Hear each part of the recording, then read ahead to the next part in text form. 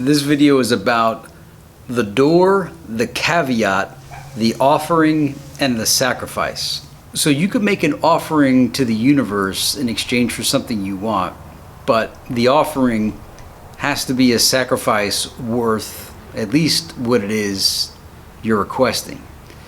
Now when you do it, you'll be presented with the door. So that most of the time it's good to ask for opportunities.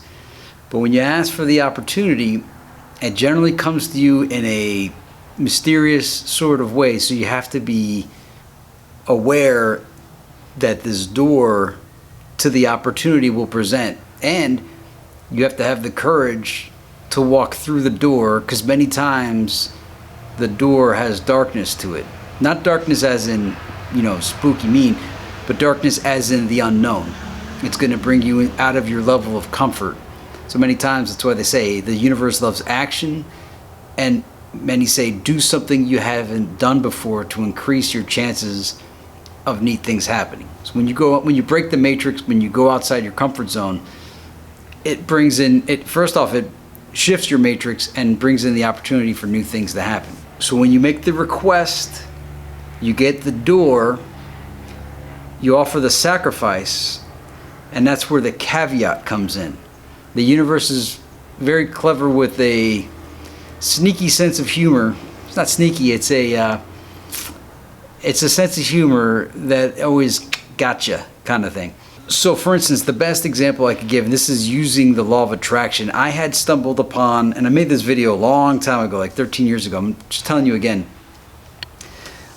When I was in college in the year like 2000, I discovered just on my own, this is before people called it the law of attraction or the secret, that if I had any question, I could receive the answer within a week if I would just propose it.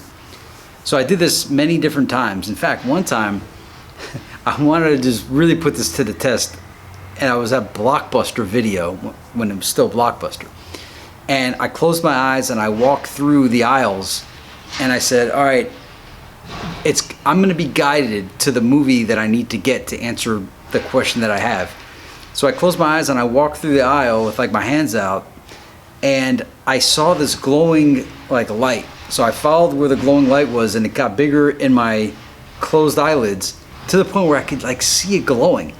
And I reached my hand out and I actually grabbed the VHS tape and I opened my eyes.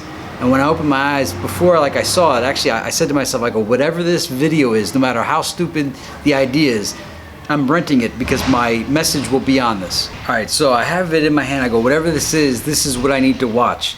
I opened my eyes and I remember it was a pink VHS tape, and it was Denis Leary, No Cure for Cancer, which threw me off because I had seen I had the CD of No Cure for Cancer and I memorized it from front to back. And I was like, why would it have me rent this? I thought, what, is it gonna hit different now? I was like, but trust it. I took it home, I watched it, and there was a scene on the VHS tape that was not on the CD. And the particular scene was exactly the answer to the question I had asked earlier in the week. I don't remember what the question was at this point, but there's a scene on the VHS that didn't make the CD, and it was exactly the answer to the question I had. That one's simple, whatever. But when I saw it, I was like, man, this is really supernatural that this is happening. One, that I did the experiment in the first place, I was able to see something glowing, take it out, wonder why. I already know this thing by heart. And on it is a scene that was not on the CD. So, that's pretty amazing. But I didn't just stop there and think, okay, I wanted to do science and I wanted to bring an extra witness in. So I got my best friend and I said, hey, I kind of stumbled upon something here. We can get the answer to anything we want. We just have to propose the question, and within a week we'll get the answer. I'm like, but I want to try this out with you because I want to witness, I want to do some science to prove that this is a real thing. And he's like, all right, cool, let's do it, bro. Can we do it now? I was like, yeah. So I said, now, wait, I want your question to be outlandish. I want it to be so bizarre that when we get the answer, there won't be any coincidence or some way out of it that people could dismiss and write off and say, nah, oh, that was just a coincidence. So make it as nutty as possible. Now, the year is around 2000, and the world as we know it now in 2024 wasn't the way it was in 2000. In fact, I had a dial-up modem back then. In fact, Well, on the walk, he's like, all right, so what do I do? Just put your hands out? He's like, yeah. I said, yeah. Just put your hands out, ask your question. He goes, all right, so this is the question I have. On Coast to Coast AM, I've been hearing about, this 10 and 24 dimensional mathematical realities. I can't grasp it. What is that? What are all these other dimensions, mathematical dimensions that are out there? I go, dude, that's perfect. I mean, that is, at the time, people weren't thinking about that. People now talk about this all the time, but back then, not really. So he's like, all right. He was like, yeah. He's like, all right, so what do I do? Just hold my hands out and ask the question. What is the difference between 10 and 24 dimensional mathematical realities? And I said, good job. I go, within a week, we're going to get the answer. He's like, all right, cool. I'll keep my eye out. I'm like, cool.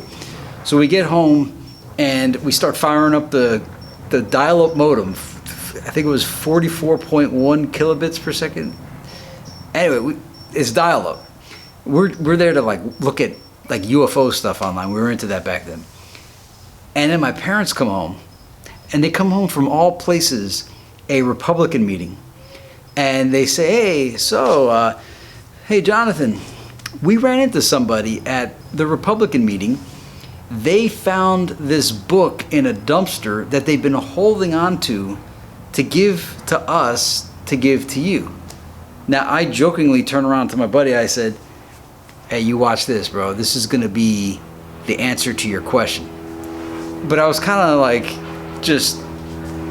was just kind of it's probably going to be the answer to your question, just joking kind of. And keep in mind, remember I said it might take a week to get the answer?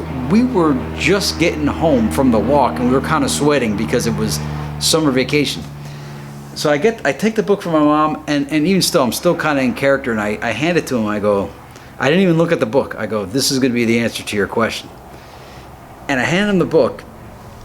And this is where the caveat comes in with the door. So the book is the door and the caveat is what's about to happen.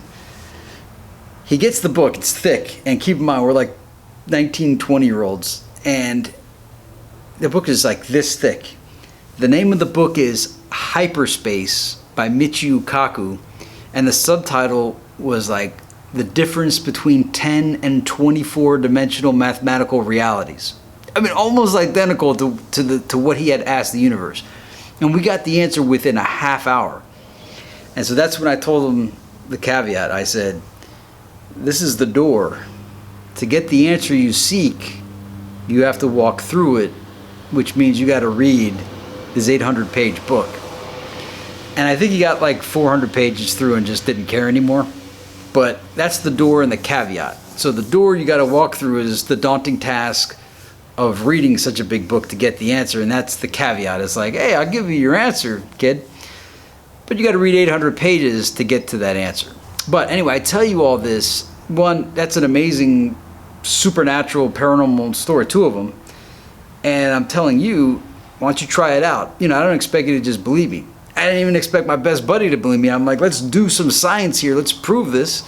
Propose the question, and let's see how long it takes to get the answer. And I've been doing this, and he's been doing it to this day. And I think he uses it a lot more than I do in much more effective business ways. Whereas, I kind of save my powers for when I really need them, even though I suspect you can continuously make withdrawals from the universe with the knowledge that there's a door, a caveat, and a sacrifice. So you have to have an offering to the universe in exchange for the answer. So in that case, since we didn't make the offering to the universe of we will do this to get this answer, the universe, with its sense of humor, gave us an 800-page assignment. So that was what the sacrifice was. If you really want this, this is what you have to do. Read 800 pages. Had we made an offering of something that we voluntarily wanted to give, then maybe we would have got the answer in a much more palatable way. And so my advice is, if you're going to ask the universe for something, make an offering, stick to the offering, because if you break the contract with the universe will taketh just as quickly as it giveth. So make the offering. It's got to be a sacrifice of some form of substance or sacrifice of some form of out of the comfort zone For instance, sometimes, tithing or giving money, for it to have effect, it's got to be more than you're comfortable with giving for you to experience the maximum benefit from it. So those are the words: the offering, the door, the sacrifice, the caveat. Utilize these, and I gave you real world examples because many times people that tell you these stories online, they're not very specific. I gave you extremely specific ways to do this. So try it out. Let me know in the comments what answers you got. I'll be curious. Or what doors did you request to have presented? Oh, and let me present one more to you. This one was more of an assignment. The universe sometimes speaks to me and said, hey, listen, if you get to bed by 10 p.m. 5 nights in a row and wake up at 6 a.m. 5 mornings in a row, accompanying the nights, we will offer you a reward for doing that. And so I kept trying. I tried for years. I finally pulled it off in 2017. And I told my wife, I said, hey, we just pulled it off 5 days in a row. By the end of the day, I should receive some kind of reward. And she's just like, yeah, okay. Right? Anyway, by the time I forgot, but by the time it left my mind, I got out of work and I get this phone call, and it's somebody saying, hey, would you like to come to Los Angeles and film the Bizzy Bone music video with us? Like film behind the scenes footage. Because we have a professional team recording the video, but we just want you to shoot some behind the scenes, be on set with Bizzy Bone and the cast and who knows who else. And I was like, really? They're like, yeah. Here's the caveat though. We're shooting this Monday, so you need to be here by then. Which, that's the door. And remember, the door is filled with darkness, and the darkness is, the unknown. I gotta go meet up. That this door is, come to Los Angeles with people you've never met before, ever met before. Trust that, that they're not even lying to you, and that this is all gonna actually happen. And also book a flight, book a hotel, book a rental car, get time off from work in the amount of time needed, and get yourself out to California. I'm in Florida, so that's a real long journey. So anyway, I did all that because I followed the intuition, knowing like, all right, I just went, this is the reward. This has got to be the reward. This reward is so amazing. Go to bed for 5 nights in a row, you get this reward. So flew out there into the abyss and returned, not only with shooting the Bizzy Bone music video behind the scenes, but I returned with an interview. I interviewed Bizzy actually multiple times. Only one of them came out on my footage. Somebody else has footage of me interviewing Bizzy in a studio. And so that we went to Eazy-E's grave. It was so phenomenal that the guy that invited me out, when we were there, like on the second day, I said, hey, what do you want me to do here? What do you want me to shoot? Like, you got any ideas on what you want? And he said, hey, this is your dream, brother. Paint it however you want. And I think he even said, he goes, I mean, really, do you really think that this is normal? That you're out here in Los Angeles with Bizzy Bone? And we're going to Eazy-E's grave with Bizzy Bone, shooting his music video, and with Excel Beats, the producer. Does this seem real to you? So you're obviously living out your dream in the real world right now. Whatever you want to have happen will happen. Paint it how you see fit. And so this was that moment where reality slid into like this alternate dimension where literally I follow what the universe tells me to do 5 days in a row, get the call, fly out, meet up with people I never met before, trust my life to them. I thought I would just see Bizzy from the distance. No, I I was in the hotel room with him, talking to him, asking him questions. I was in a car with him, filming him, interviewing him. I was in a famous studio with him, asking him questions, on the set with him, watching people do his makeup, taking pictures of him, taking video of him. And while there, the guy he says, hey man, this is your dream, brother. Paint it how you want. obviously this isn't really happening. And it did. All this, I have video footage of it, video proof. So sometimes you got to be able to listen to the universe and follow its request. Now, the universe also offered me that if I do it again, but this time for 4 weeks, not consecutive, but just 4 weeks in a calendar year, or just 4 more weeks, the next reward will be revealed. Now, think about how long ago 2017 was. I'm in the year 2024 now. And so that was 7 or 8 years ago. And I haven't been able to get to bed by 10 o'clock. I don't even think for even a week yet. I've been tracking it on my calendar.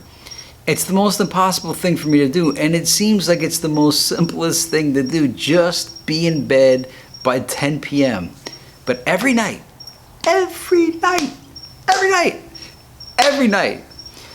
something happens around 9 to 9:30 that prevents me from getting under the covers by 10 o'clock.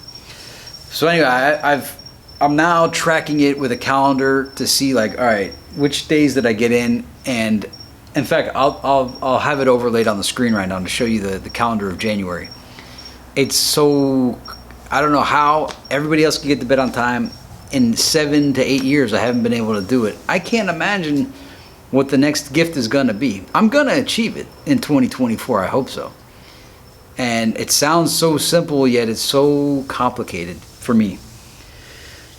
Wish me luck, root for me, and when the next reward opens up, I'll be sure to tell you guys about it.